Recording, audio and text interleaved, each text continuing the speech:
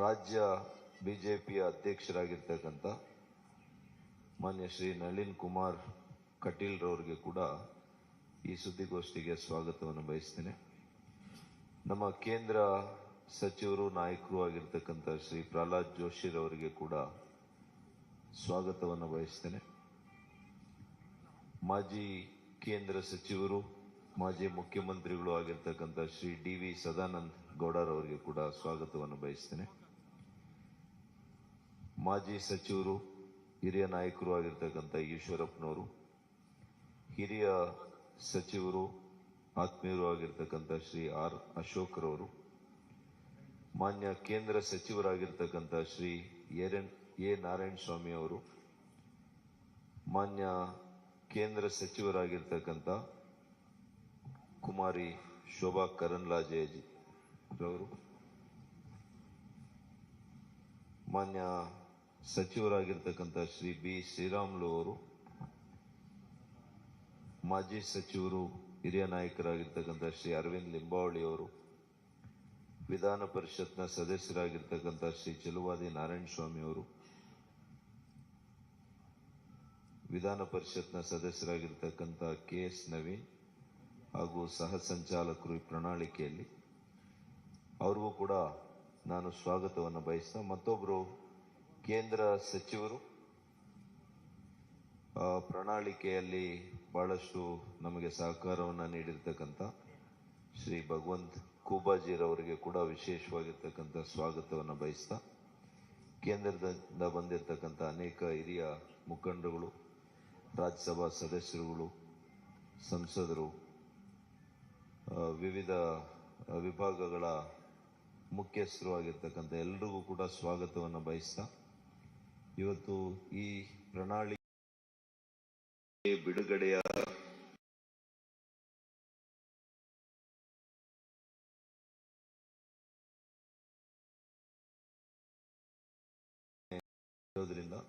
ಇವತ್ತು ನಮ್ಮ ರಾಷ್ಟ್ರೀಯ ಅಧ್ಯಕ್ಷರು, ನಮ್ಮ ಮಾನ್ಯ ಮುಖ್ಯಮಂತ್ರಿಗಳು, ನಮ್ಮೆಲ್ಲ ನಾಯಕರುಗಳು ಕೂಡ ಇವತ್ತು ಬಿಡುಗಡೆ ಮಾಡೋರಿದ್ದಾರೆ.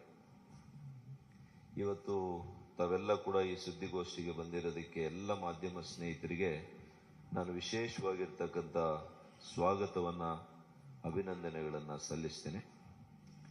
ಅದೇ ರೀತಿ ಕಳೆದ ಕೆಲವು ತಿಂಗಳುಗಳಿಂದ ನಮ್ಮ ಪಕ್ಷ ಪ್ರಣಾಳಿಕೆಯನ್ನು ತಯಾರು ಮಾಡುವಾಗ ಇದು ನೈಜತೆಯಿಂದ ಕೂಡಿರಬೇಕು. ಈ ರಾಜ್ಯದ ಪ್ರತಿಯೊಬ್ಬ ವ್ಯಕ್ತಿ, ಪ್ರತಿಯೊಂದು ವಿಭಾಗದಲ್ಲಿ ಕೂಡ ಅವರ ಸಲಹೆಗಳನ್ನು ಪಡೆದು ಅವರಿಗೆ ಉಪಯೋಗ ಆಗುವಂಥ ರೀತಿಯಲ್ಲಿ ಈ ನಾಡನ್ನು ಕಟ್ಟಬೇಕು. ನವ ಕರ್ನಾಟಕದಿಂದ ನವ ಭಾರತವನ್ನು ನಿರ್ಮಾಣ ಮಾಡುವಂಥ ಆಶಯದೊಂದಿಗೆ ನಮ್ಮ ಮಾನ್ಯ ಪ್ರಧಾನಮಂತ್ರಿಗಳು ನರೇಂದ್ರ ಮೋದಿ ಅವರು ಹೇಳಿರೋ ಹಾಗೆ ಇವತ್ತು ಈ ರಾಜ್ಯವನ್ನು, ಈ ನಾಡನ್ನು ಕಟ್ಟುವಾಗ ಮುಂದಿನ 25 ವರ್ಷಗಳ ದೃಷ್ಟಿಕೋನವನ್ನು ಇಟ್ಕೊಂಡು ಯುವಕರಿಗೆ ಸಬಲೀಕರಣದ ಮೂಲಕ, ಸಮಾಜದ ಸಬಲೀಕರಣದ ಮೂಲಕ ನಮ್ಮ ಆಡಳಿತವನ್ನು ನಾವು ನೀಡಿ ಅದರ ಮೂಲಕ ಸಂಪದ್ಭರಿತ ಕರ್ನಾಟಕ ಆಗಬೇಕು ಅನ್ನುವಂಥ ವಿಚಾರದಲ್ಲಿ ನಾವು ಈ ಪ್ರಣಾಳಿಕೆಯಲ್ಲಿ ಸಿದ್ಧ ಮಾಡಿದ್ದೇವೆ. 38 ವಿವಿಧ ಕ್ಷೇತ್ರಗಳಲ್ಲಿ ಸುಮಾರು 170 ವಿಧಾನಸಭಾ ಕ್ಷೇತ್ರಗಳಲ್ಲಿ ನಾವು ಸಲಹೆ ಸಂಗ್ರಹವನ್ನು ಮಾಡಿದ್ದೇವೆ. ನಮಗೆ ಆಶ್ಚರ್ಯ ಆಯಿತು, ಇವತ್ತು ಆನ್ಲೈನ್ನಲ್ಲಿ ವೆಬ್ಸೈಟ್ನ ಮೂಲಕ 29,306 ಸಲಹೆಗಳು ನಮಗೆ ಇಲ್ಲಿವರೆಗೂ ಕೂಡ ಬಂದಿದ್ದಾವೆ. ವಾಟ್ಸ್ಆ್ಯಪ್ ಮೂಲಕ ಬಂದಿದ್ದಾವೆ, ಮಿಸ್ಡ್ ಕಾಲ್ಸ್ ಮೂಲಕ ಬಂದಿದ್ದಾವೆ. ಒಟ್ಟು 6 ಲಕ್ಷ ಸಲಹೆಗಳು ಇವತ್ತು ಇಡೀ ರಾಜ್ಯದಿಂದ ನಮ್ಮೆಲ್ಲ ಏನು ವಿಜಯ ಸಂಕಲ್ಪ ಯಾತ್ರೆ ಕೈಗೊಂಡಾಗ, ಬೂತ್ ಅಭಿಯಾನ ಕೈಗೊಂಡಾಗ, ನಮ್ಮ ವಿಧಾನಸಭೆ ಕ್ಷೇತ್ರದಲ್ಲಿ ನಾವು ಸಲಹಾ ಸಂಗ್ರಹ ಸಮಿತಿ ಸಭೆಗಳನ್ನು ಕೈಗೊಂಡಾಗ ಇವೆಲ್ಲ ಸಲಹೆಗಳು ಕೂಡ ನಮಗೆ ಬಂದಿದೆ. ನಾನು ಕೇಂದ್ರ ಸಚಿವರಿಗೆ, ಕೇಂದ್ರ ನಾಯಕರಿಗೆ ಈ ಸಂದರ್ಭದಲ್ಲಿ ಅಭಿನಂದನೆ ಸಲ್ಲಿಸ್ತೇನೆ. ಸುಮಾರು 17 ರಾಷ್ಟ್ರೀಯ ನಾಯಕರು ಕೂಡ ಈ ನಮ್ಮ ಪ್ರಣಾಳಿಕೆ ಸಿದ್ಧ ಮಾಡುವಂತ ಸಭೆಗಳಲ್ಲಿ ಅವರು ಭಾಗವಹಿಸಿದ್ರು. ಅವರಿಗೆ ವಿಶೇಷ ಕೃತಜ್ಞತೆಯನ್ನ ನಾನು ಅರ್ಪಿಸ್ತೇನೆ. ಅದೇ ರೀತಿ ಆಯಾ ವಿಷಯ ತಜ್ಞರು, ವಿಶೇಷವಾಗಿರ್ತಕ್ಕಂತಹ ಪರಿಣಿತರು, ಇವ್ರ ಕಡೆಯಿಂದ ಕೂಡ ನಾವು ಚರ್ಚೆ ಮಾಡಿ ಸುಮಾರು 900 ಸಲಹೆಗಳು ಅವ್ರ ಕಡೆಯಿಂದ ಕೂಡ ಬಂದಿದ್ದಾವೆ. ಮತ್ತು ಅದರ ಜೊತೆಗೆ 50 ಸೆಕ್ಟೋರಲ್ ಎಕ್ಸ್ಪರ್ಟ್ಸ್ ಅಂತ ಇದ್ರು. ಅವ್ರ ಕಡೆಯಿಂದ ಕೂಡ ನಾವು ಅವರವರ ಕ್ಷೇತ್ರದಲ್ಲಿ ಯಾವ ರೀತಿ ನಮ್ಮ ರಾಜ್ಯಕ್ಕೆ ಒಳಿತಾಗುತ್ತೆ, ಅದು ರೈತರಿಗೆ, ಕೂಲಿ ಕಾರ್ಮಿಕರಿಗೆ, ಬಡವರಿಗೆ, ಇವತ್ತು ಮಕ್ಕಳ ಆರೋಗ್ಯ ವಿಚಾರದಲ್ಲಿ, ಪ್ರತಿಯೊಂದು ಕ್ಷೇತ್ರದಲ್ಲಿ ಕೂಡ ಯಾವ ರೀತಿ ನಾವು ಬದಲಾವಣೆಯನ್ನ ತರಬಹುದು, ಯಾವ ರೀತಿ ಈ ರಾಜ್ಯದ ಪ್ರಗತಿಯನ್ನ ಮತ್ತಷ್ಟು ಉತ್ತುಂಗಕ್ಕೆ ತೆಗೆದುಕೊಂಡು ಹೋಗ್ಬೋದು ಅನ್ನುವಂಥ ನಿಟ್ಟಿನಲ್ಲಿ ವಿಚಾರ ಮಾಡಿ, ಬೇರೆ ಪಕ್ಷಗಳ ರೀತಿಯಲ್ಲಿ ಸುಳ್ಳು ಭರವಸೆಗಳನ್ನು ಕೊಡದೆ, ಇವತ್ತು ಬಿಜೆಪಿಯ ಭರವಸೆ ಮಾನ್ಯ ನರೇಂದ್ರ ಮೋದಿಯವರು ಕಳೆದ 9 ವರ್ಷಗಳು ನಿರಂತರವಾಗಿ ಏನು ಕಾರ್ಯಕ್ರಮಗಳು ಕೊಟ್ಟಿದ್ದಾರೆ, ಈಗಾಗಲೇ ಈ ಎಲ್ಲ ಕಾರ್ಯಕ್ರಮಗಳು ಜನರ ಮನೆ ಬಳಿಗೆ ಇವತ್ತು ತಲುಪಿದೆ. ಅದೇ ಇವತ್ತು ಜನರು ನಮ್ಮ ಮೇಲಿಟ್ಟಿರ್ತಕ್ಕಂಥ ವಿಶ್ವಾಸ. ಹಾಗಾಗಿ ನಮ್ಮ ಭರವಸೆಯಲ್ಲಿ ಅವರಿಗೆ ವಿಶ್ವಾಸ ಇದೆ. ಬೇರೆ ಪಕ್ಷಗಳು ಈ ರೀತಿಯ ಭರವಸೆಗಳನ್ನ ಬೇರೆ ರಾಜ್ಯಗಳಲ್ಲಿ 13 ರಾಜ್ಯಗಳಲ್ಲಿ ಕೊಟ್ಟಿದ್ದಾರೆ. ಆದರೆ ಆ ಪಕ್ಷಗಳನ್ನ ಆ ರಾಜ್ಯಗಳಲ್ಲಿ ತಿರಸ್ಕಾರ ಮಾಡಿದ್ದಾರೆ.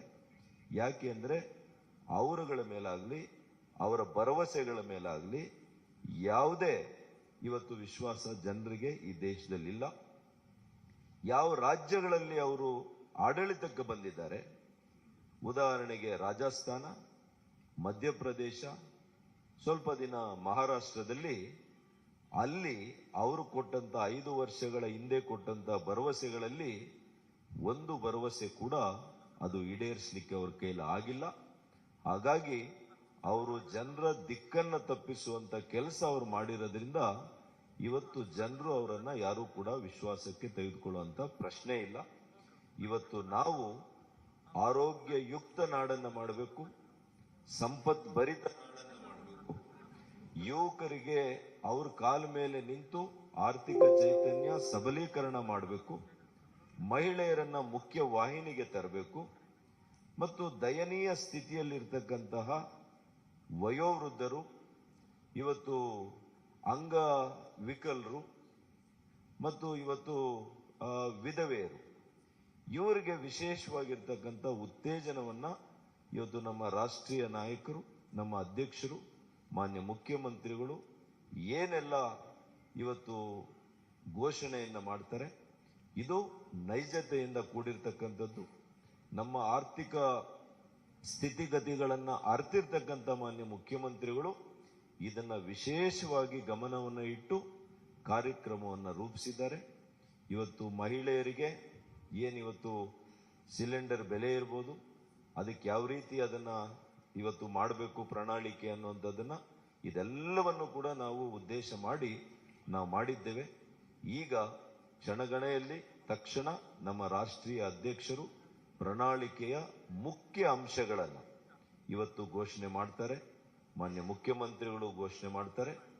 ನಾನು ಈ ಪ್ರಣಾಳಿಕೆ ಸಿದ್ಧತೆ ಮಾಡೋದ್ರಲ್ಲಿ ನನ್ನ ಸಹ ಸಂಚಾಲಕರು, ನಮ್ಮ ಸಚಿವರು, ನಮ್ಮೆಲ್ಲ ಕೆಲವು ಕ್ಷೇತ್ರದ ಪರಿಣಿತರು ಕೂಡ ವಿವಿಧ ಪ್ರಕೋಷ್ಠಗಳಲ್ಲಿ ಕೆಲಸ ಮಾಡಿ ಅನುಭವ ಇರತಕ್ಕಂಥವರು ನನ್ನ ಜೊತೆ ಸುಮಾರು 16 ಜನ ಇದ್ರು.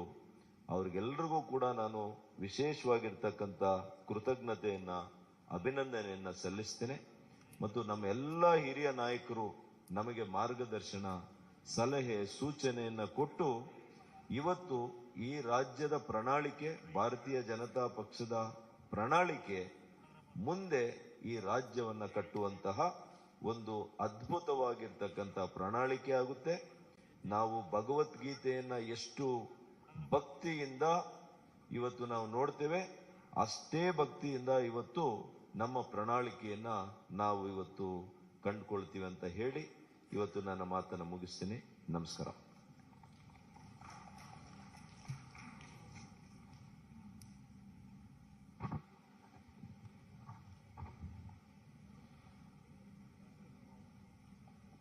ಈಗ ನಾನು ನಮ್ಮ ರಾಷ್ಟ್ರೀಯ ಅಧ್ಯಕ್ಷರಾದಂಥ ಸನ್ಮಾನ್ಯ ಶ್ರೀ JP ನಡ್ಡಾಜಿ ಅವರನ್ನು ನಮ್ಮ ಪ್ರಜಾ ಪ್ರಣಾಳಿಕೆಯನ್ನು ಬಿಡುಗಡೆಯನ್ನು ಮಾಡಬೇಕು ಮತ್ತು ವೇದಿಕೆ ಮೇಲಿರುವಂಥ ನಮ್ಮ ಎಲ್ಲ ನಾಯಕರುಗಳು ಕೂಡ ತಮ್ಮ ಮುಂದಿರುವಂಥ ಪ್ರಣಾಳಿಕೆಯನ್ನು ಬಿಡುಗಡೆ ಮಾಡಬೇಕು ಅಂತೇಳಿ ನಾನು ಅವರೆಲ್ಲರಲ್ಲಿ ವಿನಂತಿಯನ್ನು ಮಾಡ್ತೀನಿ. I request honourable national president Shri JP Naddaji to kindly release the manifesto of Bharatiya Janata party.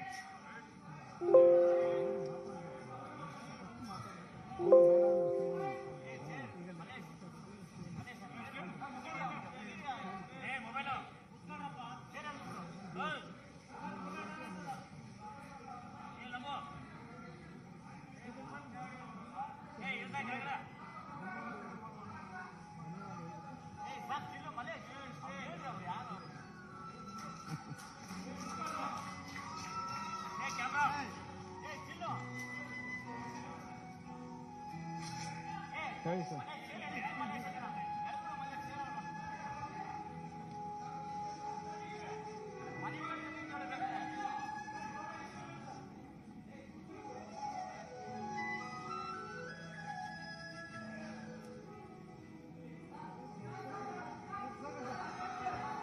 ಇಲ್ಲಿ ಬನ್ನಿ ಸರ್.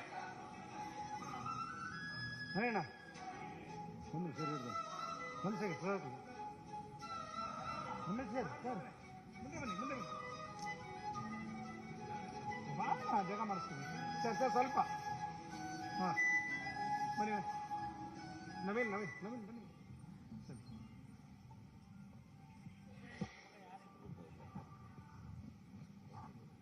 ಪ್ರಣಾಳಿಕೆಯ ಬಿಡುಗಡೆಯನ್ನು ಮಾಡಿದಂಥ ಎಲ್ಲ ನಮ್ಮ ನಾಯಕರಿಗೆ, ಮಾನ್ಯ ರಾಷ್ಟ್ರೀಯ ಅಧ್ಯಕ್ಷರಿಗೆ ಧನ್ಯವಾದಗಳನ್ನು ತಿಳಿಸ್ತಾ, ಈಗ ತಮ್ಮೆಲ್ಲರೂ ಉದ್ದೇಶಿಸಿ ಮಾನ್ಯ ಮುಖ್ಯಮಂತ್ರಿಗಳಾದಂಥ ಶ್ರೀ ಬಸವರಾಜ ಬೊಮ್ಮಾಯಿ ಅವರು ಉದ್ದೇಶಿಸಿ ಮಾತನಾಡಬೇಕು ಅಂತೇಳಿ ವಿನಂತಿಯನ್ನು ಮಾಡ್ತೇನೆ.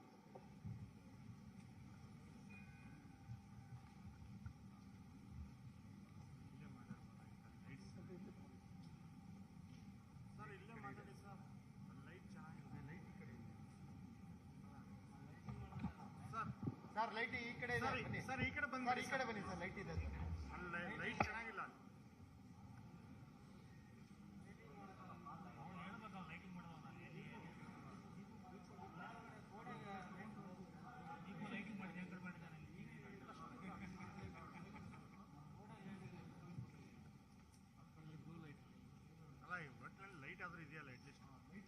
ನಮ್ಮೆಲ್ಲರ ನಾಯಕರು, ರಾಷ್ಟ್ರೀಯ ಭಾರತೀಯ ಜನತಾ ಪಕ್ಷದ ಅಧ್ಯಕ್ಷರಾದಂಥ ಸನ್ಮಾನ್ಯ ಶ್ರೀ JP ನಡ್ಡಾಜಿ ಅವರೇ, ರಾಜ್ಯದ ಭಾರತೀಯ ಜನತಾ ಪಕ್ಷದ ಅಧ್ಯಕ್ಷರಾದಂಥ ನಳಿನ್ ಕುಮಾರ್ ಕಟೀಲ್ ಅವರೇ, ನಮ್ಮೆಲ್ಲರ ಹಿರಿಯ ನೆಚ್ಚಿನ ನಾಯಕರಾದಂಥ ಶ್ರೀ BS ಯಡಿಯೂರಪ್ಪಜಿ ಅವರೇ, ಹಾಗೂ ಮಾಜಿ ಮುಖ್ಯಮಂತ್ರಿಗಳಾದಂಥ ಸದಾನಂದಗೌಡಜಿ ಅವರೇ, ಹಾಗೂ ನಮ್ಮ ಕ್ಯಾಂಪೇನ್ ಕಮಿಟಿಯ ಅಧ್ಯಕ್ಷರಾದಂಥ ಶ್ರೀಮತಿ ಶೋಭಾ ಕರಂದ್ಲಾಜೆ ಅವರೇ,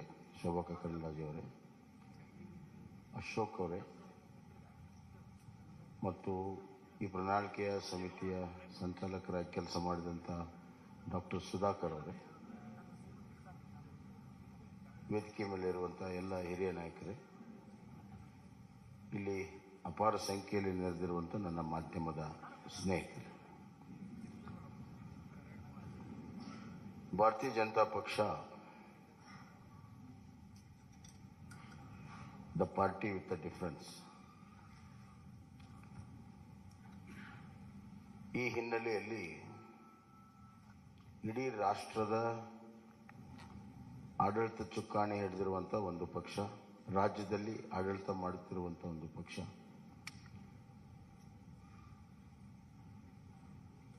ರಾಷ್ಟ್ರದ ರಾಜಕಾರಣದಲ್ಲಿ ಭಾರತೀಯ ಜನತಾ ಪಕ್ಷ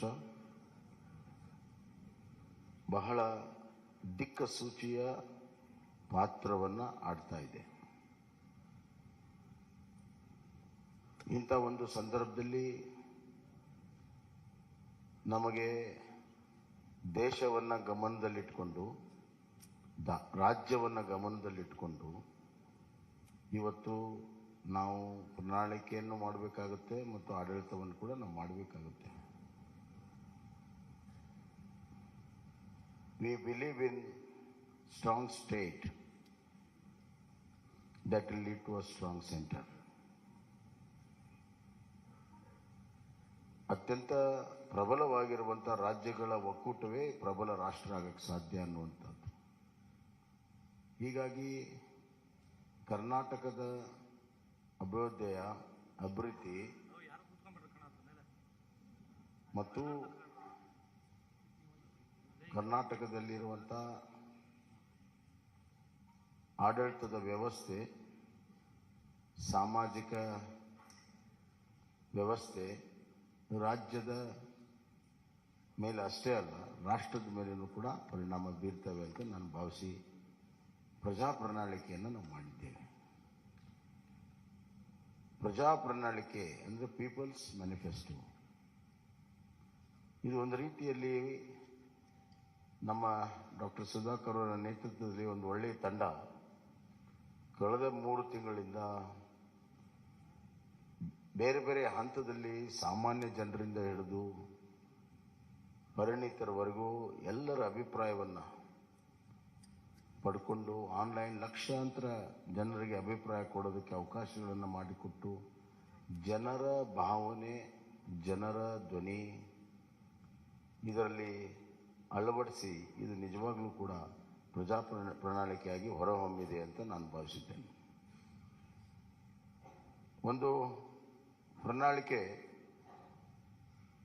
ಇದೊಂದು ರಾಜ್ಯ ಸರ್ಕಾರಕ್ಕೆ ಮುಂದೆ ನಡೆಯುವಂಥ ದಾರಿ ಮತ್ತು ದಿಕ್ಕನ್ನು ತೋರಿಸುವಂಥದ್ದು. ಈ ಮಧ್ಯೆ ಹಲವಾರು ಪ್ರಮುಖ ಘಟನೆಗಳು ನಡೆದಾಗ ಅದರ ತಕ್ಕ ಹಾಗೆ ಆಡಳಿತವನ್ನು ಕೂಡ ನಾವು ಮಾಡಬೇಕಾಗ್ತದೆ. ಉದಾಹರಣೆಗೆ ಕಳೆದ ಬಾರಿ 2018ರ ಚುನಾವಣೆ ಪೂರ್ವದ ಪ್ರಣಾಳಿಕೆಯ ಸಂದರ್ಭದಲ್ಲಿ ಯಾರು ಕೂಡ ಕೋವಿಡ್ ಅನ್ನು ನಿರೀಕ್ಷೆ ಮಾಡಿರಲಿಲ್ಲ. ಸುಮಾರು 2 ವರ್ಷ ಕೋವಿಡಿನ ನಿರ್ವಹಣೆ, ಆರ್ಥಿಕ ಕುಸಿತ, ಈ ಮಧ್ಯೆ ಕೇವಲ ಆರ್ಥಿಕ ಕುಸಿತ ಅಷ್ಟೇ ಅಲ್ಲ, ಜನರ ಜೀವನ ಅಸ್ತವ್ಯಸ್ತ, ಇವುಗಳನ್ನು ನಿಭಾಯಿಸುವುದು ನಮ್ಮ ಪ್ರಾಮುಖ್ಯತೆ ಆಗಿತ್ತು. ಹೀಗಾಗಿ ಈ ಬಾರಿ ಆ ಎಲ್ಲ ಅನುಭವಗಳನ್ನು ಇಲ್ಲಿ ಕ್ರೋಢೀಕರಿಸಿ ನಾವು ಇವತ್ತು ಪ್ರಜಾ ಪ್ರಣಾಳಿಕೆಯನ್ನು ಮಾಡಿದ್ದೇವೆ. ಇದರಲ್ಲಿ ನಾವು ಕೃಷಿಗೆ ಬಹಳಷ್ಟು ಒತ್ತನ್ನು ಇವತ್ತು ನಾವು ಕೊಟ್ಟಿದ್ದೇವೆ. ಕೃಷಿ ನಮ್ಮ ಪ್ರಮುಖವಾಗಿರುವಂಥ ಒಂದು ಚಟುವಟಿಕೆ, ಆರ್ಥಿಕವಾಗಿರೋ ಚಟುವಟಿಕೆ, ಅತಿ ಹೆಚ್ಚು ಜನರ ತೊಡಗಿಸಿಕೊಂಡಿರುವಂಥ ಒಂದು ಚಟುವಟಿಕೆ. ಹೀಗಾಗಿ ಇವತ್ತು ಕಿಸಾನ್ ಸನ್ಮಾನ್ ಯೋಜನೆಯಿಂದ ಹಿಡಿದು ರೈತ ವಿದ್ಯಾನಿಧಿವರೆಗೂ ಹಲವಾರು ಕೃಷಿ ಯೋಜನೆಗಳನ್ನು ಈಗಾಗಲೇ ನಾವು ಮಾಡಿದ್ದೇವೆ ಮತ್ತು ನಮ್ಮ ಬಜೆಟ್ನಲ್ಲಿಯೂ ಕೂಡ ಕೃಷಿಗೆ ಭಾಳಷ್ಟು ಒತ್ತನ್ನು ಕೊಟ್ಟಿದ್ದೇವೆ. ಶೂನ್ಯ ಬಡ್ಡಿ ಸಾಲವನ್ನು 5 ಲಕ್ಷಕ್ಕೆ ಏರಿಸುವಂಥದ್ದು, ಆವರ್ತ ನಿಧಿ 3600ಕ್ಕೆ ಏರಿಸಿರುವಂಥದ್ದು, ಆಪತ್ಕಾಲದಲ್ಲಿ ರೈತರ ಬೆಳೆದಂಥ ಬೆಳೆಗಳನ್ನು ಖರೀದಿ ಮಾಡಲು, ಮತ್ತು ಇದಲ್ಲದೆ ರೈತರ ವೈಯಕ್ತಿಕವಾಗಿರುವಂಥ ಇನ್ಶೂರೆನ್ಸನ್ನು ಮಾಡಿರುವಂಥದ್ದು, ರೈತರಿಗೆ ಬೀಜ ಗೊಬ್ಬರ ಕೊಡಲು ಸೀಸನ್ಗಿಂತ ಮುಂಚೆ 10,000 ರೂಪಾಯಿ ಕೊಡುವಂಥದ್ದು ಈಗಾಗಲೇ ಬಜೆಟಲ್ಲಿ ಕೂಡ ನಾವು ಘೋಷಣೆಯನ್ನು ಮಾಡಿದ್ದೇವೆ. ಇದಲ್ಲದೆ ಮುಂದಿನ 5 ವರ್ಷದಲ್ಲಿ ನಾವು 1,000 ಕೃಷಿ ಉತ್ಪಾದನಾ ಕೇಂದ್ರಗಳನ್ನು, ಅದರಲ್ಲಿ ಮೀನು ಕೃಷಿ ಉತ್ಪಾದನಾ ಕೇಂದ್ರ ಸಮೇತವಾಗಿ 1,000 ಕೇಂದ್ರಗಳನ್ನು ತೆರೆಯುವಂಥದ್ದು ಮತ್ತು ನಮ್ಮ ನೀರಾವರಿ ಯೋಜನೆಗಳನ್ನು ಪೂರ್ಣ ಮಾಡುವಂಥ ಒಂದು ಸಂಕಲ್ಪ. ಅದಲ್ಲದೆ ಇವತ್ತು ಒಂದು ಆಪತ್ಕಾಲೀನ ಒಂದು ದೊಡ್ಡ ನಿಧಿಯನ್ನು ಸ್ಥಾಪನೆ ಮಾಡಬೇಕನ್ನುವಂಥ ಒಂದು ದೂರದೃಷ್ಟಿಯ ಮಹತ್ವಾಕಾಂಕ್ಷೆಯ ನಮ್ಮ ಅಗ್ರೋ ಫಂಡನ್ನು ಕ್ರಿಯೇಟ್ ಮಾಡುವಂಥದ್ದು ಮತ್ತು ಸಪ್ಲೈ ಚೈನ್ಗಳನ್ನು ಒದಗಿಸುವಂಥದ್ದು. ಅಲ್ಲದೆ ಸಿರಿಧಾನ್ಯಕ್ಕೆ ಹೆಚ್ಚು ಈಗಾಗಲೇ ನಮ್ಮ ರಾಷ್ಟ್ರೀಯ ಮಟ್ಟದಲ್ಲಿ ನಮ್ಮ ಪಕ್ಷ ಮತ್ತು ಸರ್ಕಾರ ನರೇಂದ್ರ ಮೋದಿಜಿಯವರು ಸಿರಿಧಾನ್ಯಕ್ಕೆ ಒತ್ತನ್ನು ಕೊಟ್ಟಿದ್ದಾರೆ. ಸಿರಿಧಾನ್ಯ ಉತ್ಪಾದನೆಗೆ ಅತಿ ಹೆಚ್ಚು ಮಹತ್ವವನ್ನು ಕೊಡುವಂಥ ಕೆಲಸವನ್ನು ಇವತ್ತು ನಾವು ಮಾಡ್ತಾ ಇದ್ದೇವೆ. ಸಾವಯವ ಕೃಷಿಗೆ ಒತ್ತನ್ನು ಕೊಡುವಂಥದ್ದು ಕೂಡ ಈಗಾಗಲೇ ಮಾಡಿದ್ದೇವೆ. ಹೈನುಗಾರಿಕೆ ಮೀನುಗಾರಿಕೆಗೆ ನಾವು ಇವತ್ತು ಭಾಳ ಮಹತ್ವವನ್ನು ಕೊಟ್ಟಿದ್ದೇವೆ. ಸಾಮಾಜಿಕವಾಗಿ ಬಡವರ ಕಲ್ಯಾಣಕ್ಕಾಗಿ ನಾವು ಭಾಳಷ್ಟು ಮಹತ್ವವನ್ನು ಕೊಟ್ಟಿದ್ದೇವೆ. ಸಬ್ಕೆ ಸಾಥ್ ಸಬ್ಕಾ ವಿಕಾಸ್ ಸಬ್ಕಾ ವಿಶ್ವಾಸ್ ಮತ್ತು ಸಬ್ಕಾ ಪ್ರಯಾಸ್ ಅಂತ ಏನು ಪ್ರಧಾನಮಂತ್ರಿಗಳು ಹೇಳಿದ್ದಾರೆ, ಆ ನಿಟ್ಟಿನಲ್ಲಿ ಇವತ್ತು ಬಡವರಿಗಾಗಿ ವಿಶೇಷವಾಗಿರುವಂಥ ಒಂದು ಕಾರ್ಯಕ್ರಮವನ್ನು ಕೊಟ್ಟಿದ್ದೇವೆ. ಅದರಲ್ಲಿ ಪ್ರಮುಖವಾಗಿ ಇವತ್ತು ನಗರ ಪ್ರದೇಶದಲ್ಲಿ 5 ಲಕ್ಷ ಮನೆ, ಗ್ರಾಮೀಣ ಪ್ರದೇಶದಲ್ಲಿ 10 ಲಕ್ಷ ಮನೆ, ಪರ್ ಯೂನಿಟ್ ಕಾಸ್ಟ್ ಮನೆಯದು 5 ಲಕ್ಷ ರೂಪಾಯಿಗೆ ಏರಿಸಿದ್ದೇವೆ. 2 ಲಕ್ಷದಿಂದ 5 ಲಕ್ಷ ರೂಪಾಯಿಗೆ ಈಗಾಗಲೇ ಇದೆ, ಅದನ್ನು 5 ಲಕ್ಷ ರೂಪಾಯಿಗೆ ಏರಿಸಿದ್ದೇವೆ. ಎರಡನೇದಾಗಿ ಈ ಪೋಷಣಾ ಯೋಜನೆಯಲ್ಲಿ BPL ಕುಟುಂಬಗಳಿಗೆ ಪ್ರತಿದಿನ ಅರ್ಧ ಲೀಟರ್ ನಂದಿನಿ ಹಾಲನ್ನು ಕೊಡುವಂಥದ್ದು. ಇದು 5 kg ಅಕ್ಕಿ ಏನು ಕೊಡ್ತಾ ಇದ್ದೇವೆ, ಅದರ ಜೊತೆಗೆ ಇನ್ನು 5 kg ಸಿರಿಧಾನ್ಯವನ್ನು ಕೊಡ್ತಾ ಇದ್ದೀವಿ. ಅಂದರೆ ಒಟ್ಟು 10 kg ನಾವು ಪಡಿತರ ವ್ಯವಸ್ಥೆಯಲ್ಲಿ ಕೊಡ್ತೀವಿ. 5 kg ಅಕ್ಕಿ, 5 kg ಸಿರಿಧಾನ್ಯ, ಒಟ್ಟು 10 kg. ಅದರ ಜೊತೆಗೆ ಇವತ್ತು ನಾವು ಪೋಷಣಾ ಇದರಲ್ಲಿ ಅರ್ಧ ಲೀಟರ್ ನಂದಿನಿ ಹಾಲನ್ನು ಪ್ರತಿ BPL ಕುಟುಂಬಕ್ಕೆ ಪ್ರತಿ ದಿವಸ ಕೊಡುವಂಥ ವ್ಯವಸ್ಥೆಯನ್ನು ನಾವು ಮಾಡ್ತೇವೆ. ಮತ್ತು ಇದು ಅನ್ನ ಮತ್ತು ಸಿರಿಧಾನ್ಯ ಒಳಗೊಂಡಿರುವಂಥ ಪಡಿತರ ಕಿಟ್ ಇರ್ತದೆ. ಆರೋಗ್ಯಕರವಾದಂಥ ಆಹಾರ ಕೊಡೋದು ಬಹಳ ಮುಖ್ಯ. ಇಲ್ಲಿ ಘೋಷಣೆಗೋಸ್ಕರ ಘೋಷಣೆ ಅಥವಾ ಚುನಾವಣೆಗೋಸ್ಕರ ಘೋಷಣೆ ಮಾಡುವಂಥದ್ದಿಲ್ಲ. ನಾವು ಅದಕ್ಕೆ ಪೈಪೋಟಿ ಇಲ್ಲ. ಸಮತೋಲನದ ಆಹಾರ ಕೊಡೋ ಸಲುವಾಗಿ ಈ ಒಂದು ಕೆಲಸ ಕಾರ್ಯಗಳನ್ನು ನಾವು ಮಾಡಿದ್ದೇವೆ ಅನ್ನುವಂಥ ಮಾತನ್ನು ನಾನು ಹೇಳಕ್ಕೆ ಇಚ್ಛೆಪಡ್ತೇನೆ. ಮತ್ತು ಪ್ರತಿ ಮನೆಗೆ 5 ಲಕ್ಷ ರೂಪಾಯಿ ನೆಟ್ ಕಾಸ್ಟ್ ಈಗಾಗಲೇ ಹೇಳಿದ್ದೀನಿ. ಆರೋಗ್ಯದಲ್ಲಿ ನಾವು ಆಯುಷ್ಮಾನ್ ಭಾರತ ಕರ್ನಾಟಕ ಯೋಜನೆ ಅಡಿಯಲ್ಲಿ ಪ್ರತಿ BPL ಕುಟುಂಬಕ್ಕೆ ವರ್ಷಕ್ಕೆ 10 ಲಕ್ಷ ಪ್ರತಿ BPL ಕುಟುಂಬಕ್ಕೆ ವಿಮಾ ಮೊತ್ತವನ್ನು 5 ಲಕ್ಷದಿಂದ ಹೆಚ್ಚಿಸುತ್ತೇವೆ. ಈಗಾಗಲೇ ಆಯುಷ್ಮಾನ್ ಕಾರ್ಡ್ನಲ್ಲಿ 5 ಲಕ್ಷ ರೂಪಾಯಿ ಇದೆ, ಲಿಮಿಟು 5 ಲಕ್ಷ ರೂಪಾಯಿ ಇದೆ ಇನ್ಶೂರೆನ್ಸ್ದು. ಅದನ್ನು 10 ಲಕ್ಷ ರೂಪಾಯಿಗೆ ನಾವು ಏರಿಸ್ತಾ ಇದ್ದೇವೆ. ಅಂದರೆ ನಮ್ಮ ಕರ್ನಾಟಕ ಸರ್ಕಾರ ಅದಕ್ಕೆ 5 ಲಕ್ಷ ರೂಪಾಯಿ ಅಷ್ಟು ಇನ್ಶೂರೆನ್ಸ್ಗೆ ಮೊತ್ತವನ್ನು ಕೊಡ್ತೀವಿ ಅಂತ. ಹೀಗೆ ಹಲವಾರು ಯೋಜನೆಗಳನ್ನು ಇವತ್ತು ನಾವು ಮಾಡಿದ್ದೇವೆ. ಹಿರಿಯ ನಾಗರಿಕರಿಗೆ ಆರೋಗ್ಯ ತಪಾಸಣೆ ಮಾಡುವಂಥದ್ದು, ಮಿಷನ್ ಸ್ವಾಸ್ಥ್ಯ ಕರ್ನಾಟಕ ಮತ್ತು ಎಲ್ಲ ತಾಲೂಕುಗಳಲ್ಲಿ ಕಿಮೋಥೆರಪಿ ಡಯಾಲಿಸಿಸ್ ಸೇವೆ ಸಿಗುವಂಥದ್ದು ಈಗೆಲ್ಲ ತಾಲೂಕಿನಲ್ಲಿಲ್ಲ. ಬರುವಂಥ ದಿನಗಳಲ್ಲಿ ಕಿಮೋಥೆರಪಿ ಮತ್ತು ಡಯಾಲಿಸಿಸ್ ಮಾಡುವಂಥದ್ದು. ಶಿಕ್ಷಣಕ್ಕೆ ಭಾಳಷ್ಟು ಒತ್ತನ್ನು ನಾವು ಕೊಟ್ಟಿದ್ದೇವೆ. NEP ಈಗಾಗಲೇ ಕರ್ನಾಟಕ ಮೊದಲನೇ ರಾಜ್ಯ ಇದೆ ಅದನ್ನು ಅಳವಡಿಸಿರುವಂಥದ್ದು. NEP ಇದರಲ್ಲಿ ನಾವು ಶಿಕ್ಷಣಕ್ಕೆ GSDPಯ 6% ನಮ್ಮ ಅನುದಾನ ಬರುವಂಥ ದಿನಗಳಲ್ಲಿ ಇರ್ತದೆ ಅನ್ನುವಂಥ ಮಾತನ್ನು ಈ ಸಂದರ್ಭದಲ್ಲಿ ಹೇಳಕ್ಕೆ ಇಚ್ಛೆಪಡ್ತೇನೆ. ಎಲ್ಲ ವಿವರಗಳು ಇಲ್ಲಿ ಪ್ರಕಟವಾಗಿದ್ದಾವೆ, ಎಲ್ಲವನ್ನು ನಾನೇ ಹೇಳಬೇಕಂತಿಲ್ಲ. ಆದರೆ ಇದು ಜನರಿಂದ ಜನರಿಗೋಸ್ಕರ ಜನಪರವಾಗಿರುವಂಥ ಪ್ರಜಾ ಪ್ರಣಾಳಿಕೆಯನ್ನು ನಾವು ಮಾಡಿದ್ದೇವೆ. ಬರುವಂಥ ದಿನಗಳಲ್ಲಿ ಕಲ್ಯಾಣ ಕರ್ನಾಟಕ ಆಗಬೇಕಾದ್ರೆ ಒಂದು ಕುಟುಂಬ ಶಿಕ್ಷಣ, ಆರೋಗ್ಯ, ಉದ್ಯೋಗ, ಸಂತೋಷವಾಗಿರುವಂಥ ಗಮನದಲ್ಲಿಟ್ಟುಕೊಂಡು ಹಲವಾರು ಯೋಜನೆಗಳನ್ನು ಮಾಡಿದ್ದೇವೆ. ಇದರ ಜೊತೆಗೆ ಆರ್ಥಿಕವಾಗಿ ಎಕನಾಮಿಕಲಿ ಕರ್ನಾಟಕವನ್ನು ಒಂದು ವೈಬ್ರೆಂಟ್ ಸ್ಟೇಟ್ ಮಾಡಬೇಕನ್ನುವಂಥದ್ದು ಕೂಡ ನಾವು ತೀರ್ಮಾನ ಮಾಡಿದ್ದೇವೆ. ಪ್ರಧಾನಮಂತ್ರಿಗಳ $1 ಟ್ರಿಲಿಯನ್ಗೆ $5 ಟ್ರಿಲಿಯನ್ $1 ಟ್ರಿಲಿಯನ್ ಕಾಂಟ್ರಿಬ್ಯೂಷನ್ ಕರ್ನಾಟಕ ಮಾಡಬೇಕನ್ನುವಂಥ ಗುರಿಯಿಂದ ಅದರಲ್ಲಿ ಇಂಡಸ್ಟ್ರಿಯಲೈಸೇಷನ್ನು ಮತ್ತು IT, BT ಎಲ್ಲ ಸೆಕ್ಟರಲ್ಲೂ ಕೂಡ ನಾವು ಹೆಚ್ಚಿನ ಒಂದು ಪ್ರೋತ್ಸಾಹ ಕೊಡುವಂಥದ್ದು ಕೂಡ ನಾವು ಮಾಡಿದ್ದೇವೆ. So economical infrastructure, social infrastructure and taking care of the vulnerable section, SC, ST, poor people, women, youth, hige, and ultimately the farmer is a very important factor in this growth engine. 1% growth in agriculture leads to 4% growth in manufacturing and 10% in service sector. We believe in it and we have worked out this. ಆದ್ದರಿಂದ ಇದೊಂದು ಪ್ರಜಾ ಪ್ರಣಾಳಿಕೆ ಜನ ಸ್ವೀಕಾರ ಮಾಡ್ತಾರೆ, ಬಿಜೆಪಿಗೆ ಬೆಂಬಲವನ್ನು ಕೊಡ್ತಾರೆ, ಮತ್ತೆ ಬಿಜೆಪಿಗೆ ಸರ್ಕಾರ ಮಾಡುವಂಥ ಅವಕಾಶವನ್ನು ಕರ್ನಾಟಕದಲ್ಲಿ ಸಂಪೂರ್ಣ ಬಹುಮತದಿಂದ ಕೊಡ್ತಾರೆ ಅಂತ ವಿಶ್ವಾಸವನ್ನು ವ್ಯಕ್ತಪಡಿಸಿ ನನ್ನ ಮಾತನ್ನು ಮುಗಿಸ್ತೇನೆ. ಸನ್ಮಾನ್ಯ ಮುಖ್ಯಮಂತ್ರಿಗೆ ಧನ್ಯವಾದಗಳನ್ನು ಹೇಳ್ತಾ ಈಗ ನಮ್ಮೆಲ್ಲರೂ ಉದ್ದೇಶಿಸಿ ಸನ್ಮಾನ್ಯ DS ಯಡಿಯೂರಪ್ಪಾಜಿ ಅವರು ನಮ್ಮೆಲ್ಲರೂ ಉದ್ದೇಶಿಸಿ ಮಾತನಾಡಬೇಕು ಅಂತ ನಾವು ವಿನಂತಿ ಅವರೇ.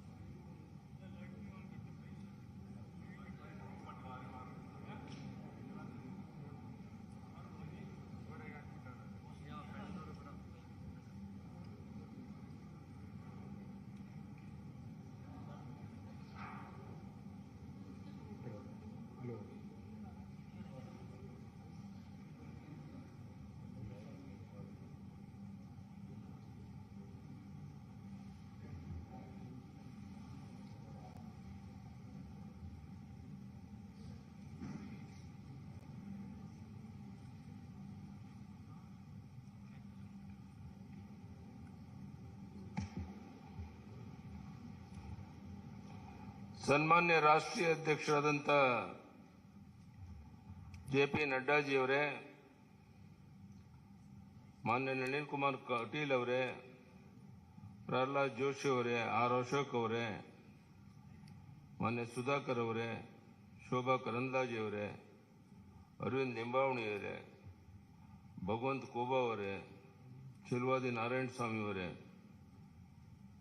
ಎಲ್ಲ ಮಾಧ್ಯಮದ ಮಿತ್ರರೇ, ಬಹುಶಃ ಈಗಾಗಲೇ ಮುಖ್ಯಮಂತ್ರಿಗಳು ತಿಳಿಸಿದಂತೆ ಅತ್ಯಂತ ಒಳ್ಳೆಯ ಒಂದು ಬಿಜೆಪಿ ಪ್ರಜಾ ಪ್ರಣಾಳಿಕೆಯನ್ನು ಇವತ್ತು ಬಿಡುಗಡೆ ಮಾಡಿದ್ದೇವೆ. ಎಲ್ಲ ವರ್ಗದ ಜನರಿಗೆ ಅನುಕೂಲ ಆಗೋ ರೀತಿಯಲ್ಲಿ ರೈತರ, ಮಹಿಳೆಯರ ಸಬಲೀಕರಣವನ್ನು ಕಣ್ಮುಂದೆ ಇಟ್ಕೊಂಡು ಈ ಬಡ್ಜೆಟನ್ನು, ಈ ಒಂದು ಪ್ರಜಾ ಪ್ರಣಾಳಿಕೆಯನ್ನು ಬಿಡುಗಡೆ ಮಾಡಿದ್ದೇವೆ.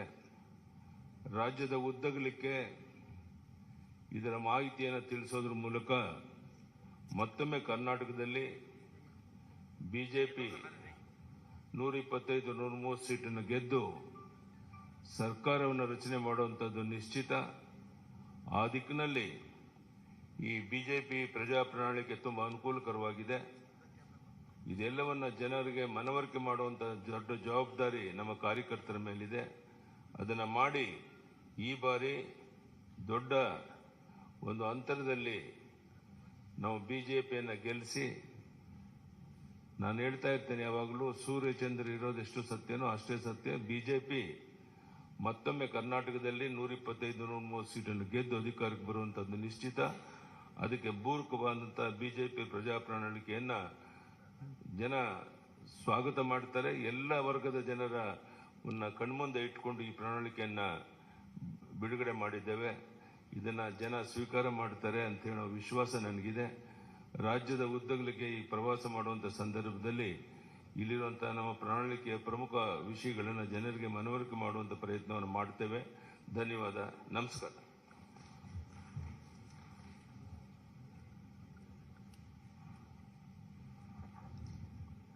ನಮ್ಮೆಲ್ಲರನ್ನ ಉದ್ದೇಶಿಸಿ ಮಾತನಾಡಿದಂಥ ಶ್ರೀ BS ಯಡಿಯೂರಪ್ಪಾಜಿ ಅವರಿಗೆ ವಂದನೆಗಳನ್ನು ತಿಳಿಸ್ತಾ, ಈಗ ನಮ್ಮೆಲ್ಲರನ್ನ ಉದ್ದೇಶಿಸಿ ನಮ್ಮ ಭಾರತೀಯ ಜನತಾ ಪಾರ್ಟಿಯ ರಾಷ್ಟ್ರೀಯ ಅಧ್ಯಕ್ಷರು, ನಮ್ಮೆಲ್ಲರ ನಾಯಕರು ಆದಂಥ ಸನ್ಮಾನ್ಯ ಶ್ರೀ ಜಗತ್ ಪ್ರಕಾಶ್ ನಡ್ಡಾಜಿ ಅವರು ತಮ್ಮನ್ನು ಉದ್ದೇಶಿಸಿ ಮಾತನಾಡಬೇಕು ಅಂತೇಳಿ ನಾನು ಅವರಿಗೆ ವಿನಂತಿಯನ್ನು ಮಾಡ್ತೀನಿ. ಐ ನಾವು ಹಂಬಲಿ request our beloved national president Shri Jagat Prakash Nadda ji to kindly address the media on the release of our Praja Pranalike.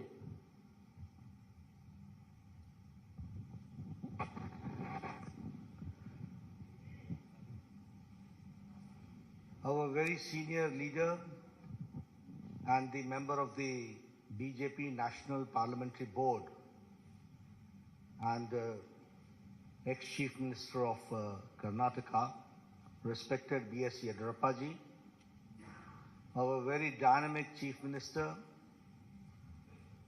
who is leading the state, Shri Basavaraj Bommai-ji, our very active and people and workers friendly President Shri Nalin Katil-ji, our Minister in the central government, and my colleague in the Lok Sabha, Shri Prahlad Joshi-ji, my senior colleague, ex-Chief Minister and an ex-Minister in the Government of India, Shri Sadanand Gaura-ji, Minister in the Government of India and the Chairman of the Campaign Committee, Kumari Shobha Karanlaje-ji, Shri Ashwat Narayan Swami-ji, Shri Bhagwat Kuba-ji, Shri K. Sudhakar ji, Arvind Limbawali ji, Narayan Swami ji, K.S. Naveen ji, senior members on the dais, and the friends from the media, print media and electronic media. It is indeed a matter of great opportunity for me. A few minutes back, I got the opportunity to release the manifesto of the Bharatiya Janata Party for the ensuing elections in Karnataka. First of all, as my colleague Sudhakar ji said, that this manifesto has not been formulated, drafted, or the content has not been created in any air-conditioned room. A due exercise has been done, and after a great amount of toil and perseverance by our workers who visited every nook and corner of the state, got the suggestions and connected to the thousands of households that this content has been created, which is in the form of this manifesto. Here I would also like to remind you that when Yediyurappa-ji took over and later on Mr. Bommai continued and when the baton was handed over to him, I can say that the Bharatiya Janata Party government converted the calamity into an opportunity. The pandemic of COVID-19, the floods, all that was converted into an opportunity. And if I speak in Hindi, I'll say, आपदा को अवसर में बदलने का काम येडियुरप्पा जी और बोम्मई जी ने किया. And because of that, we can say that now Karnataka is reaching a 1 trillion economy that we have to understand. One thing more I would like to say here is about the 6 years of the Indian National Congress misrule, where the good work done by Bharatiya Janata Party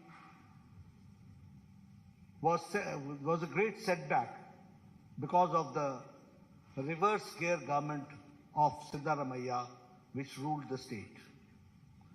We should also remember that during Siddaramaiah's regime, it was the looting of the natural resources, it was letting the criminal and antisocial elements run amok, and appeasing a certain section of the society only to consolidate their vote bank and playing the politics of vote bank. When I talk about the reverse gear government, we remember 2014 to 2019, where all the good policies of Prime Minister Modi's government was brought to halt in Karnataka. And that was a black day when the Karnataka saw. Here I would like to explain in detail also, because you will say that I am giving a very passing sweeping statement. But it is not a passing sweeping statement. I would like to give you and quantify my contention which I am saying. And when I say so, I will say tab or ab. Then and now, we have to understand the difference. And utilizing the opportunity, I would like to make it very clear that when Prime Minister Modi had asked about the Pradhan Mantri Kisan Samman Nidhi, where the people of Karnataka were to get the benefit of it, the Siddaramaiah government sent the names, and the number of the names of the Kisan and the farmer was on record 1717. This is called halting the development. This is called using the brakes and becoming an obstacle between the people and the government of India for the good policies which is being pursued by Prime Minister Modi. And here I would like to also suggest you that now, when Yediyurappa ji came to the power, and later on the baton was handed over to Mr. Bommai, 15,000 crores have been spent for 54 lakh farmers, where 6,000 is being given in Pradhan Mantri Kisan Samman Nidhi, and 4,000 is given as a top-up by Bommai government, by Yediyurappa government, and 10,000 rupees is given to 54 lakh farmers of Karnataka. This is a classic example of double engine government. If I talk about Yashasvi scheme, which was started by my very senior leader, whom we are very proud of, Mr. Yediyurappa, that Yashasvi scheme was scrapped by Congress party. And in 2018, the insurance scheme was scrapped, and it was only revived by the Bharatiya Janata Party government, and it ensured a registration of 32 lakh farmers. So we have to understand, what do we mean by double engine? If we have got double engine, there is a trouble engine. We are there for development, they are for the reverse gear. We are there to give the pace to the development. They are there to put brakes to the development. That we have to understand. If I talk about the Bhagya Lakshmi Yojana, it was for a secure future of the girl child, and giving 3,000 rupees annual fixed deposit in their name. Almost 3 lakh beneficiaries, women were there, 3 lakh children were there. And when the Congress government came, that is the Siddaramaiah's most anti-people government came, then the Bhagya Lakshmi scheme was reduced to 65,000. And when again Yediyurappa came to power and Bommai came to power, now I'm happy to share with you that almost 3 lakh children are insured under Bhagya Lakshmi Yojana. This change has taken place. If I talk about foreign direct investment, I am happy to share with you. When I say that it's a 1 trillion economy Karnataka is reaching, I would also like to share that Karnataka is now, under the leadership of Yediyurappa ji and Bommai ji, is now where the foreign direct investment is, Karnataka is number 1 in foreign direct investment. And in Congress regime, it was 1,75,000 lakh crores, and now it is 3,21,000 lakh crores. That we have to understand. If I talk about the average irrigation budget, it was 11,600 crore during Congress regime, and now it is 21,201 crore, which is an increase of 80% that we have to understand. If I talk about the establishment of health and wellness centers, I was the health minister at that point of time when Siddaramaiah was the chief minister. And with a lot of push by the government of India and by the support of government of India, the Congress regime could only open 548 health and wellness centers were operationalized. But under Bommaiji's regime, health and wellness centers has reached the number of 8,618. This is the pace of the government in the health sector that we have to understand.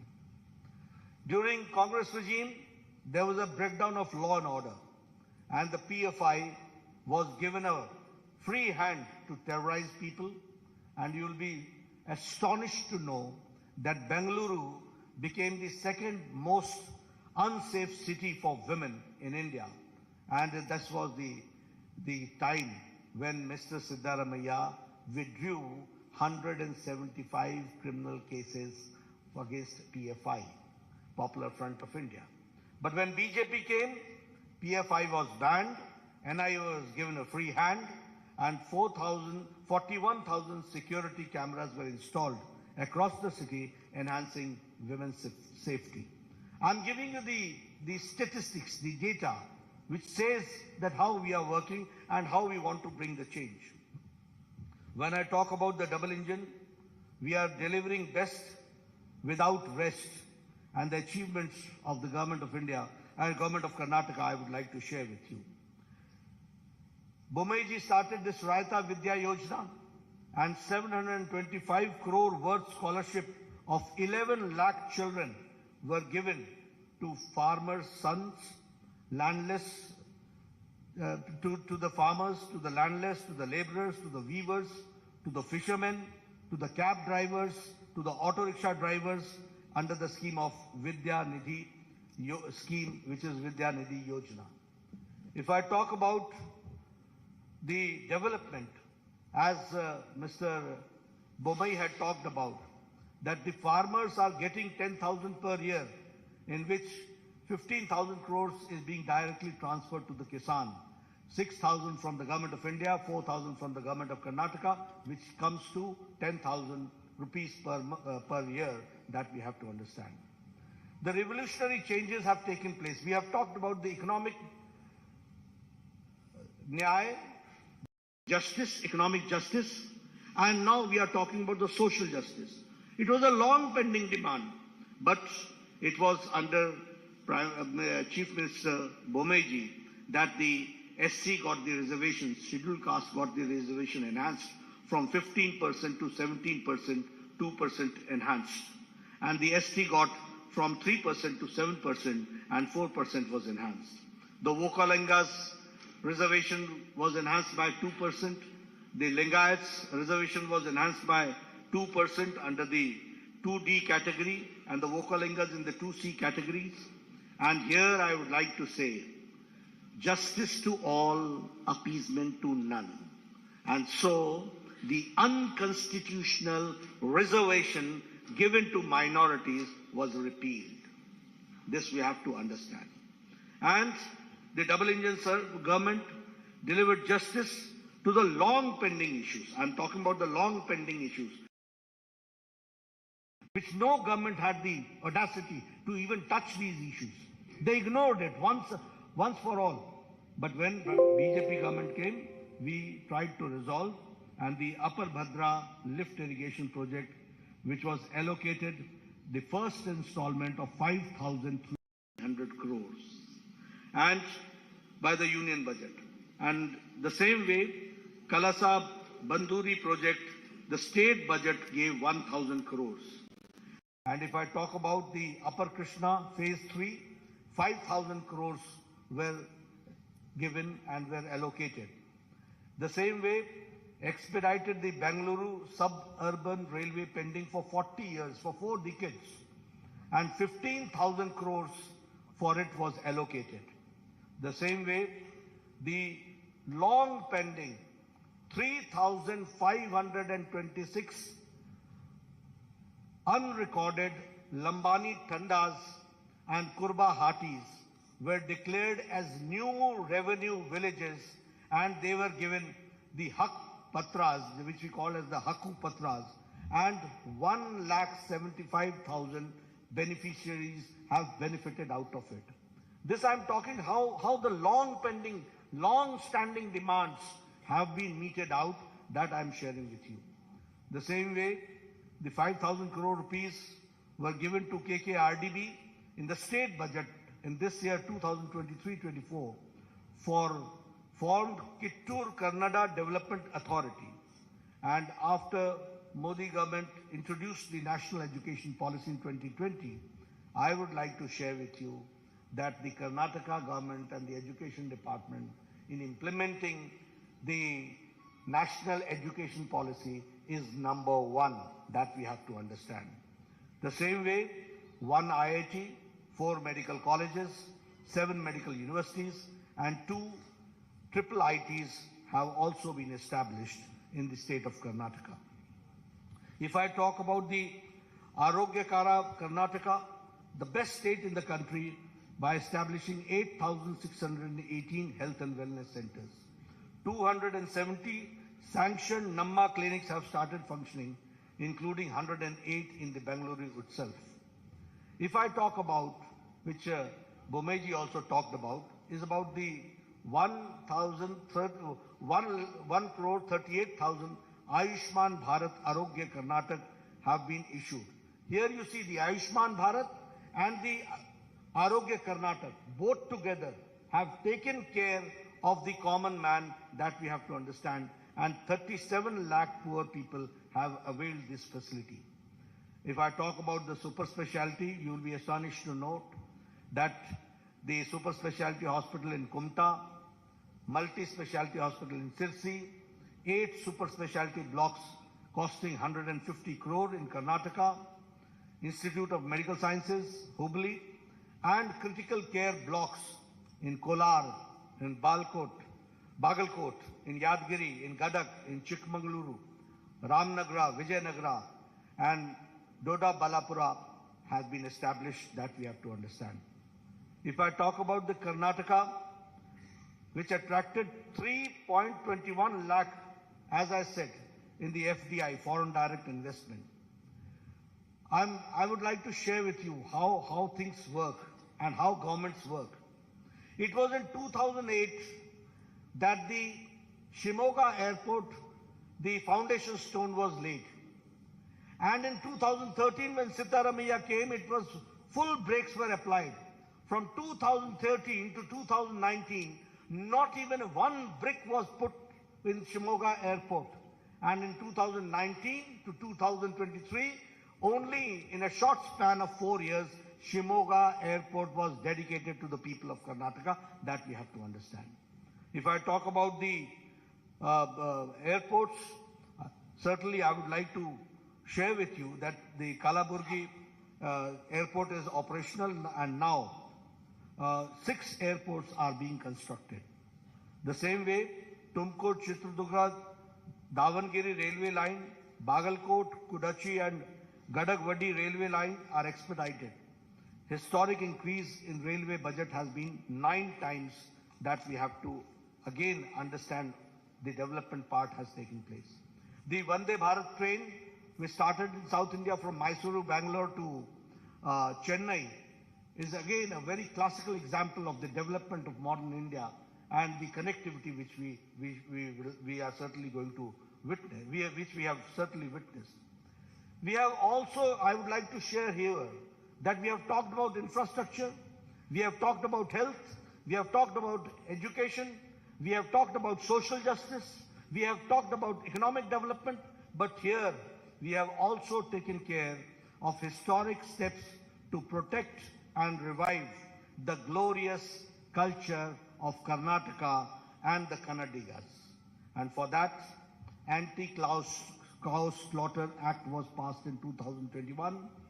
Anti-conversion law was passed in 2022. Undertaking comprehensive development of Anjanadri Hill, which is the birthplace of Anjaneya Swami, Sri Anjaneya Swami, 100 crore has been allocated for it.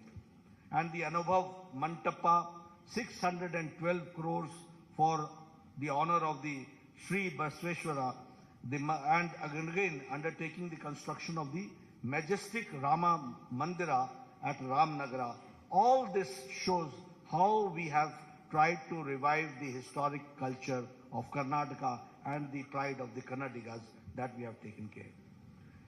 Now introducing the manifesto, coming to the manifesto, you'll say that I've gone a long way only to give you the background. What does the seriousness of a manifesto means? Why I've elaborated and elucidated all these points in detail? Because you should understand that how governments work, who are the people behind putting the brakes in the development of Karnataka, who are the people who have who shed their crocodile tears and the reality is something different. Who are the people who are anti-Karnataka and Kannadiga? That we have to understand. And that is why I elucidated with facts and with data in front of you. But when I introduce this manifesto, which is, as we call it, as the Praja Ya BJP Ya Praja Pranalike, which means it is a people's manifesto. And when I say that it is Pranalike, the people's manifesto, it is built on the solid foundation of development. It is a manifestation of the double engine government, how the double engine government works. This manifesto is futuristic and is a vision document which fulfills the Prime Minister Modi ji's vision of Viksit Bharat, developed India, and the same way it also shows the prosperity and the Naya Karnataka during the Amrit Kal in the next 25 years. So this is the foundation which we have taken care in this manifesto. Here I would also like to share with you that the manifesto is different from the Congress, which talks about guarantees, which has an outdated warranty. Where everything, they talk about guarantee which has got an outdated warranty. They have never given anything. They have only talked about it. But when we say we mean it, and it is the manifesto, which is forward-looking document, it contains a realistic, achievable promise which will fulfill the aspirations of Karnataka's youth, farmer, women, weavers, middle class, SC, ST communities, and also all sections of the society will be taken care. Our manifesto is centered around 6 themes.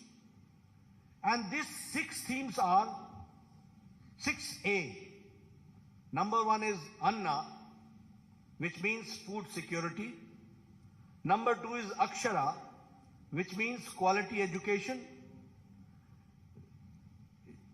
Arogya, which means affordable and accessible health care.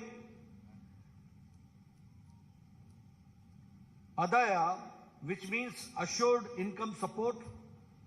And Abhaya, social justice for all.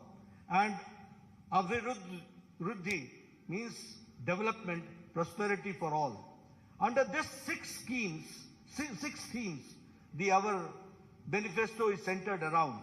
And through this vision document, we have tried to restore the prosperity of Karnataka and the glory days of the Vijayanagara Empire. That is what we want. And for that, it is the foundation which we are, through this manifesto, we are keeping, and we are trying to see that in next 25 years, how do we go forward.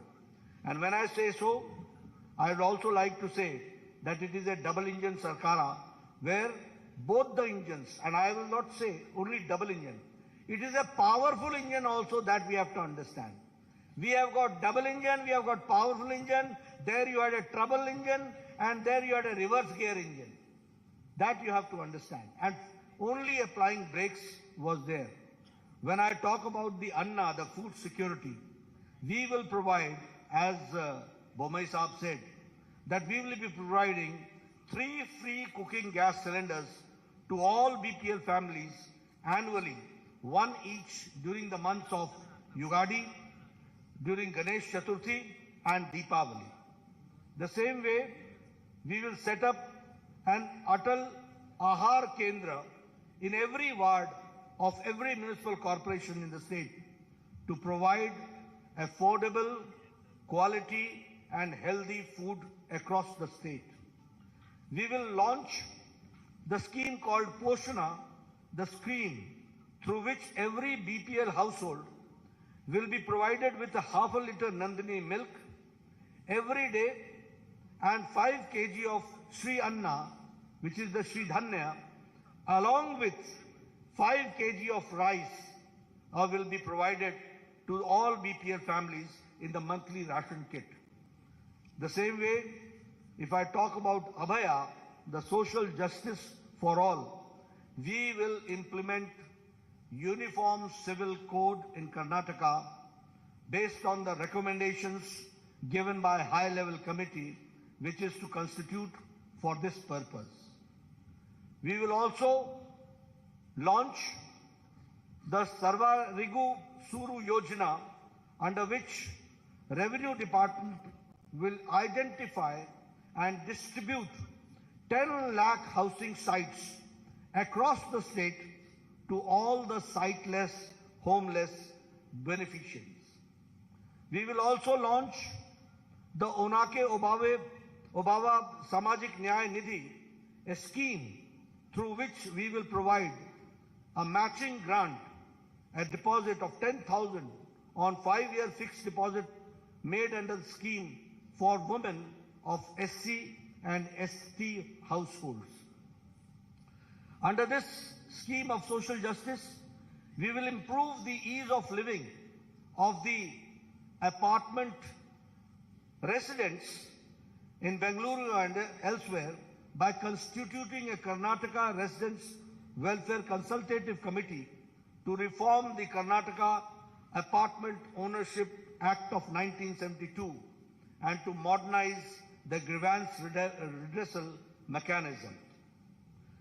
If I talk about the Akshara, the third main pillar and the theme, which is the quality education, we will introduce Vishweshwaraya Vidya Yojana, under which state government will partner with individuals and with institutions for holistic upgradation of the government schools and to make them top class standards.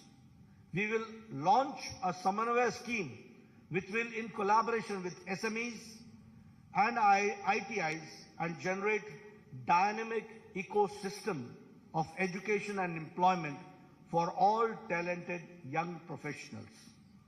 We will provide a career support to all aspirational youth for providing financial incentives for students to pursue their coaching in IAS, in KS, in banking and in government jobs.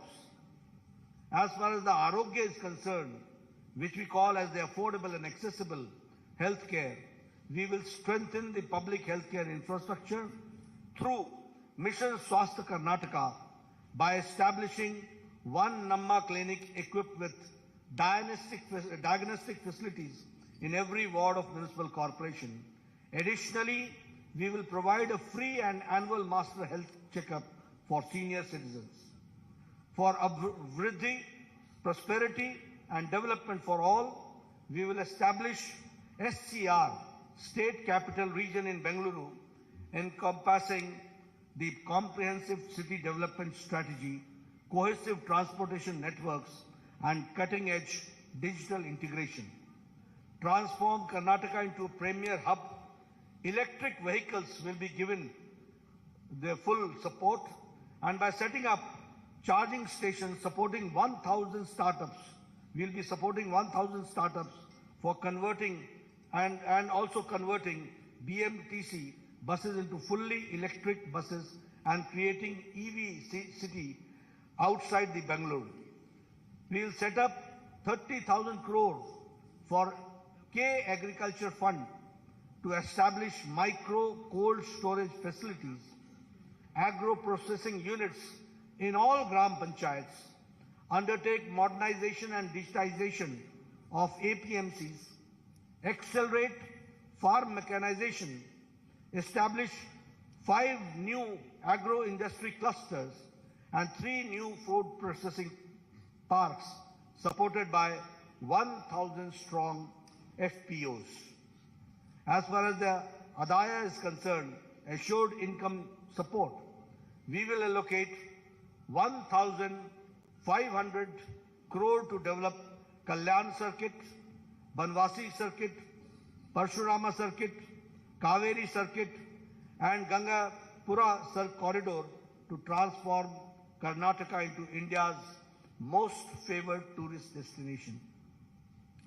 We will also broaden the scope of the production-linked incentive scheme by incorporating a comprehensive plan that encompasses logistics, industrial clusters, connectivity and export facilities, generating 10 lakh manufacturing jobs beyond Bengaluru, outside Bengaluru. I'm not talking about Bangalore, but outside in the rural areas that we are going to do. We'll see to it that Karnataka's rich culture and the land of culture is fully enriched and supported by the government schemes. Friends, these are the 6 themes under which we have tried to see to it that all schemes are taken and undertaken and developed. I would also like to share with you that we will be undertaking the Jan Sevaks program, where we will be appointing 10 youths across 5,000 Gram Panchayats, 5 youth at every ward in corporations, in youth for every ward in city municipal corporations, and in municipalities for effective implementation of state and central scheme programs. That is what we are going to do. So friends, I have tried to be comprehensive, and under the 6 themes, I have tried to see to it what we will do for the income generation, what we will do for social justice, what we will do for education, what we will do for health, and what we will do for the common man to come forward and to empower the common man and the women. That we have tried to share with you. The manifesto's details are there. Later on, you will go through it, and your questions we'll take. Thank you very much for giving me a patient hearing.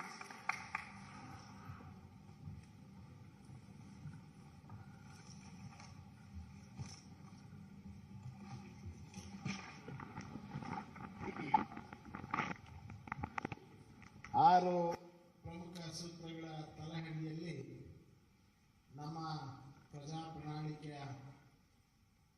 ಇವತ್ತು ಬಿಡುಗಡೆಯನ್ನು ಮಾಡಿ ನಮ್ಮೆಲ್ಲರನ್ನ ಉದ್ದೇಶಿಸಿ ಮಾತನಾಡಿದಂಥ ನಮ್ಮ ರಾಷ್ಟ್ರೀಯ ಅಧ್ಯಕ್ಷರಾದಂಥ ಸನ್ಮಾನ್ಯ Shri JP ನಡ್ಡಾಜಿ ಅವರಿಗೆ ನಾನು ಧನ್ಯವಾದಗಳನ್ನು ಸಮರ್ಪಣೆಯನ್ನು ಮಾಡಿ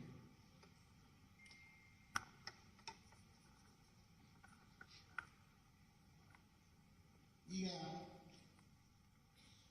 2 ಪ್ರಶ್ನೆಗಳನ್ನು ಕೇಳೋದಕ್ಕೆ ಈಗ ಅವಕಾಶ ರಾಷ್ಟ್ರೀಯ ಅಧ್ಯಕ್ಷತೆಗೆ, ತದನಂತರ ಒಂದು